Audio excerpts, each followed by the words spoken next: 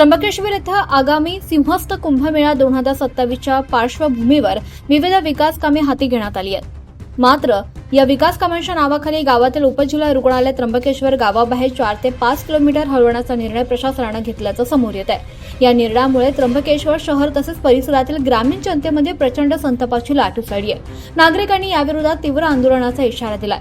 उपजिल्हा रुग्णालय शहराच्या बाहेर गेल्यावर सर्वसामान्यांना आरोग्य सुविधांसाठी आधार असलेलं उपजिल्हा रुग्णालय स्थलांतरित केल्यास विविध प्रकारच्या अडचणी निर्माण होतील।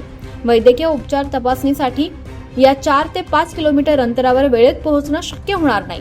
उपजिल्हा रुग्णालय केवळ उपचारांसाठी असतं असं नाही, तर विविध प्रकारचे दाखले, शिबिर, लसीकरण, कुपोषित बालकांसाठी, गर्भवती महिलांसाठी आणि ज्येष्ठ नागरिकांसाठी देखील उपजिल्हा रुग्णालय उपक्रम राबवतं। नागरिकांचा विकास कामाला कोणताही विरोध नाही, फक्त मुख्य अडचण एवढीच आहे की प्रशासनाच्या या निर्णयामुळे स्थानिक आणि ग्रामीण नागरिकांना मोठ्या गैरसोयीला सामोरं जावं लागणार आहे। रुग्णालय गावातच हवं आणि सुविधा आमची हक्काची। रुग्णालय गावाबाहेर गेल्यामुळे तातडीच्या वैद्यकीय सेवा वेळेत कशा मिळणार असा संतप्त सवाल नागरिकांकडून विचारला जातोय।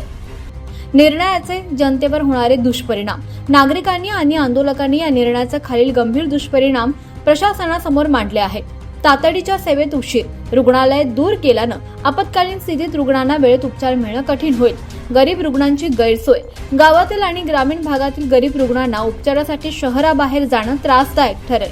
प्रवासाचा खर्च वाढणार, दूर अंतरावर जाण्यासाठी रुग्णांना आणि त्यांच्या नातेवाईकांना अतिरिक्त आर्थिक भुर्दंड सहन करावा लागेल। आपत्कालीन परिस्थिती धोका, वेळेवर उपचार न मिळाल्यास रुग्णाच्या जीवाला धोका निर्माण होऊ शकतो।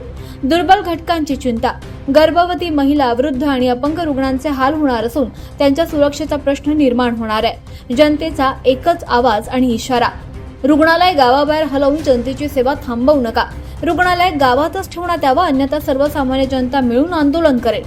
निष्कर्ष, सिंहस्थ कुंभमेळ्याच्या नियोजनात विकास कामांना महत्त्व देताना स्थानिक जनतेच्या आरोग्याशी खेळ खेळू नये अशी मागणी आता जोर धरते। आता प्रशासन या लोकभावनेची दखल घेऊन हा निर्णय मागे घेणार का, याकडे सर्वांचं लक्ष लागलंय।